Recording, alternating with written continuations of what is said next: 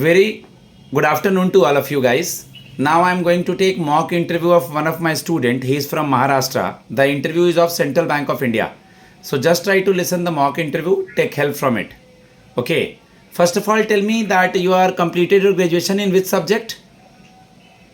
Commerce, sir.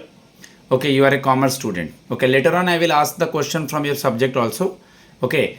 Earlier than Okay, this, sir. you are selected in any exams or any result is lined up?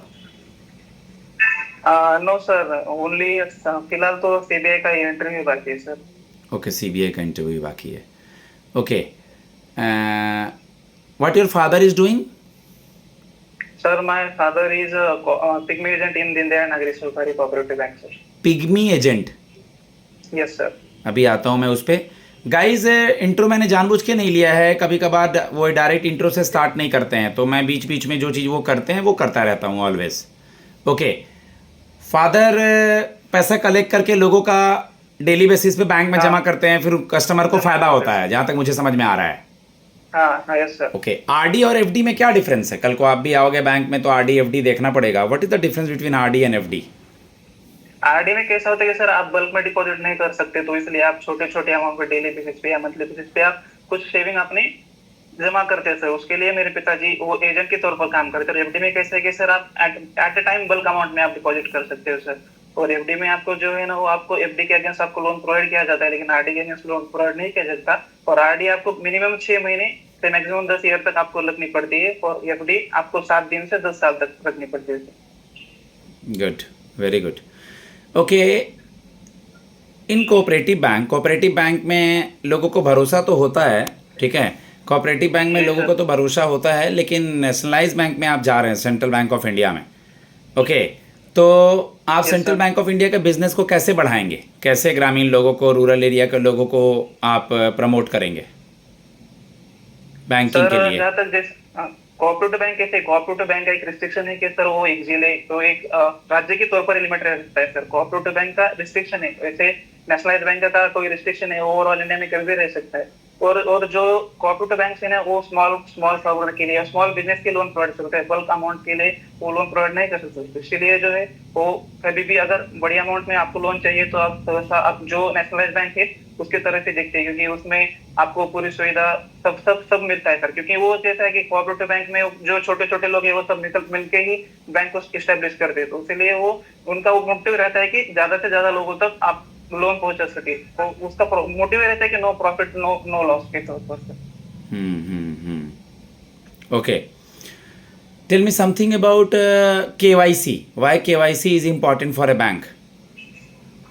Sir KYC means know your customer. ये basically sir RBI ने द्वारा 2 में introduce किया था. उसका main motive यही था कि मनी लॉन्ड्रिंग को प्रोहिबिट किया जा सके, ताकि कोई भी फ्रॉड एक्टिविटी वगैरह ना हो सके. इसके लिए according to RBI guidelines bank को एडवाइस दिए कि आपको प्रूफ ऑफ आइडेंटिटी और प्रूफ ऑफ एड्रेस को चेक करना है सर.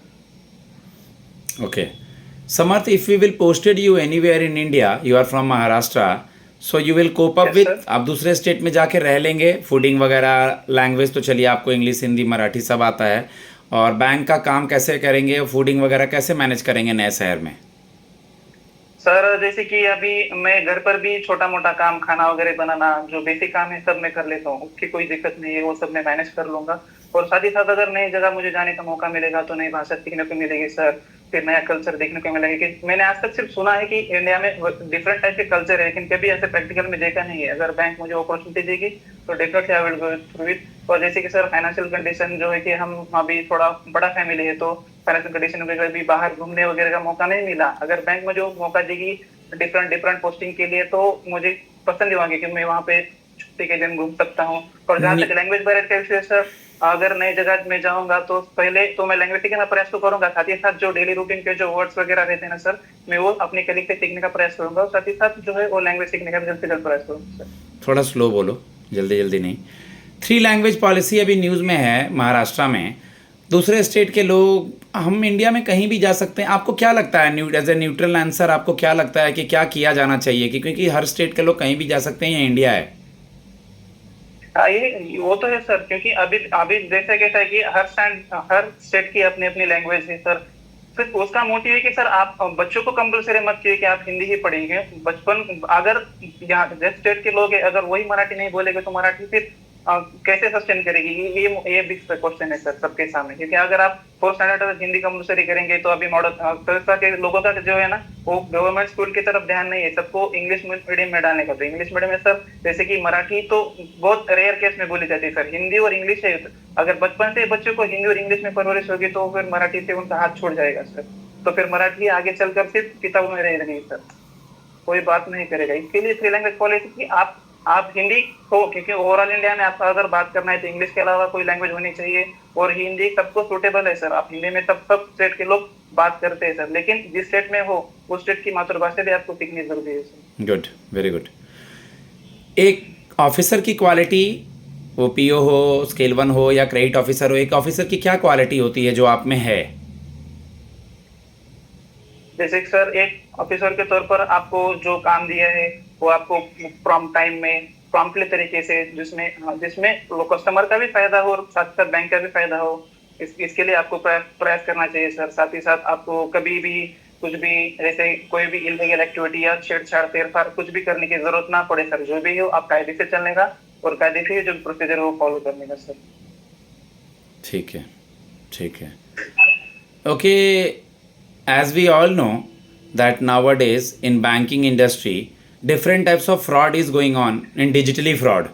तो कस्टमर को आपको अवेयर करना है कि बैंक इम्पॉर्टेंट भी है, डिजिटल बैंकिंग, और फ्रॉड से भी बचना है। कैसे अवेयर करेंगे? सर इसके बहुत सारे रास्ते। अगर कस्टमर अगर जो थोड़ा सा भी बहुत अवेयर है उसके लिए तो बैंक एप्लीकेशन है, उसमें हर सार नोटिफिकेशन वगैरह आता है, बैंक के तौर से मेल वगैरह आता है, मैसेज वगैरह आता है कि अननोन लिंक पे आप क्लिक मत करें वगैरह। और जहां तक बात है सर ग्रामीण रूरल क्षेत्र में, तो वहाँ पे ज्यादा अवेयरनेस नहीं होती, तो हम उनसे जो भी बैंक में आते हैं उनको बताएंगे, बैंक में एडवर्टाइजमेंट वगैरह थोड़ी फार करेंगे सर। और छुट्टी के वगैरह दिन में हम सब जाके एक कैंप वगैरह ऑर्गेनाइज कर सकते हैं सर। इसमें हम गांव में कैसा कि जो सबसे मेन वो सरपंच रहते हैं सर हम उनसे बात करेंगे, उनको पहले बताएंगे कि ऐसा ऐसा हो सकता है तो आप कृपया ऐसा ऐसा मत करें, और इसके लिए आप अवेयर रहिए। उसके लिए हम उनको जो भी हमसे बन सकता है वो हम गाइडेंस उनको प्रोवाइड करेंगे sir. Good, very good. You are a commerce student? Yes sir. Okay, tell me something about the difference between book keeping and accountancy. Book keeping एक पहली प्रोसेस है जो सर जहाँ पे आप अकाउंट को मेंटेन करना स्टार्ट करते हैं सर। वो अकाउंटिंग एक पूरा प्रोसेस है जिसमें सर आपको पूरा जैसे कि आपको जर्नल एंट्री, फिर वो आपको फिर ट्रायल लेजर, फिर ट्रायल बैलेंस, प्रॉफिट लॉस, सब मेंटेन करना पड़ता है। उससे हम वो सब ब्रॉड टर्म है सर अकाउंटिंग, उसमें तो एक पार्ट है कि बुक कीपिंग जो कि पहली स्टेज है सर। ओके, अगर मैं बोलूँ इंसॉल्वेंट का मतलब, तो क्या होता है इंसॉल्वेंट मीन्स? इंस्टॉलमेंट सर ऐसा पर्सन जो कि वो अमाउंट जो भी उसका ड्यू है वो अगर नहीं पे कर सकता सर, उसको हम इंस्टॉलमेंट बोलते हैं। वो फर्म हो गया इंस्टॉलमेंट, जो भी पर्सन है जो अपना किस्त ईएमआई नहीं चुका सकता सर, उसे हम इंस्टॉलमेंट कहते हैं सर। ओके, आपने अपने अकाउंट्स के चैप्टर में बैलेंस शीट वगैरह बनाया होगा। Yes sir. उसमें एक वर्ड लिखा रहता है एज ऑन, उसका क्या मतलब होता है? एज ऑन जैसे कि सर हम बैलेंस शीट को ही बैलेंस शीट में ही मेंटेन करते हैं कि balance sheet as on that वो मतलब मार्जिन को मेंशन करते हैं सर। उसका मतलब है कि उस दिन में आपकी फाइनेंशियल पोजीशन क्या है उसको रिकॉर्ड करने के लिए जो है ना हम उसके लिए एज ऑन डेट मेंशन करते हैं sir. Very good. Contra entry क्या है? कॉन्ट्रा एंट्री सर बेसिकली एक ट्रांजैक्शन है सर जिसमें आपके कैश बुक और बैंक बुक को एक अफेक्ट करता है, लेकिन आपके ओवरऑल फाइनेंशियल पोजीशन को अफेक्ट नहीं करता। प्रोविजन क्या होता है? सर प्रोविजन एक ऐसे टर्म है जो कि आपको मालूम है कि वो आपको नॉन लाइबिलिटी है, लेकिन आपको अमाउंट मालूम नहीं कि सर कितना पर्टिकुलर आपको प्रोविजन करना है। उसके लिए आप जो अमाउंट रिजर्व रखते हो उसको आप प्रोविजन बोलते हो सर। हाइपोथिकेशन, लाइबिलिटी तो मालूम है। हाइपोथिकेशन प्लेज में क्या डिफरेंस है? सर हाइपोथिकेशन और प्लेज में डिफरेंस है कि प्लेज में कैसा है कि जो मूवेबल प्रॉपर्टी है ना सर उसका पोजीशन जो लेंडर के पास रहता है सर, और हाइपोथिकेशन में कैसा है कि पोजीशन जो एसेट का है वो बैंक के पास रहता है सर, और पोजीशन बोरोर के पास रहता है, और उसके जो डॉक्यूमेंट्स वगैरह है वो लेंडर के पास रहते हैं सर। मॉर्गेज क्या होता है? मॉर्गेज जो है सर वो जैसे कि हम आप डिस्कस किए कि हाइपोथिकेशन जो है वो मूवेबल प्रॉपर्टी के लिए रहता है, और मॉर्गेज जो है इमूवेबल प्रॉपर्टी के लिए, जैसे लैंड हो गया, जो मशीनरी जो कि अर्थ को अटैच है, जो हम एक जगह से दूसरी जगह नहीं ले जाते, उसके लिए हम मॉर्गेज का यूज करते हैं सर। उसमें भी कैसा रहता है कि पोजेशन जो है बोरोवर के पास रहता है, लेकिन उसके जो डॉक्यूमेंट्स वगैरह है वो सब लेंडर के पास गिरे रहते हैं सर। ड्रॉवर ड्रॉई पेई को डिफाइन करें। ड्रॉवर होता है जो सर बिल ड्रॉ करता है सर, और पेई जो है वो जो पेई जो सो जिसको बेनिफिट मिलने वाला है, जिसको अमाउंट मिलने वाली वो पेई है। और ड्रॉवी जो है सर जो कि जो ड्रॉवर जो बिल ड्रॉ करता है उसको एक्सेप्ट करने का काम ड्रॉवी का होता है sir. Drawer is the maker, drawee is the bank and पेई is receiver. Okay. Tell me something about BRICS summit. Why it is in the news recently? Sir BRICS summit जो है वो अभी फिलहाल तो ब्राजील में ऑर्गेनाइज हुई है, जो 6 और 7 जुलाई को होने वाली थी। वो हो भी गई, रियो डी जेनेरो में हुई थी sir.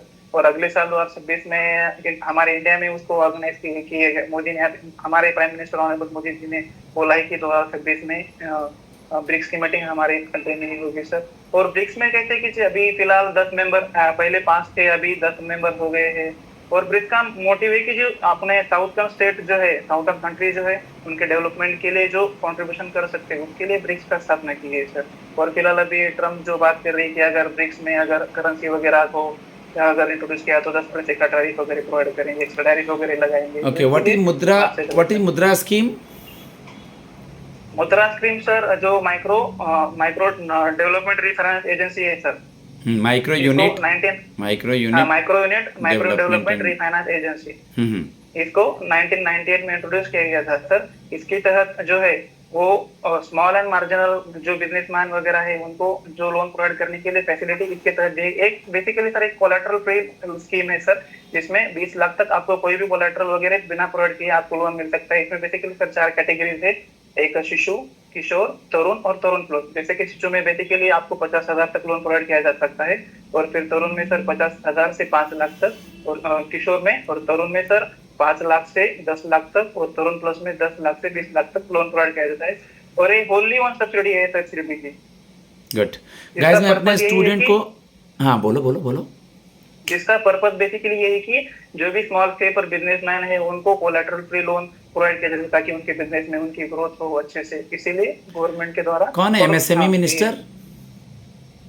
Jitan Ram Manjhi sir. Good guys, मैं अपने स्टूडेंट को फीडबैक देता हूँ। काफ़ी हो चुका है, 13 मिनट होने को है।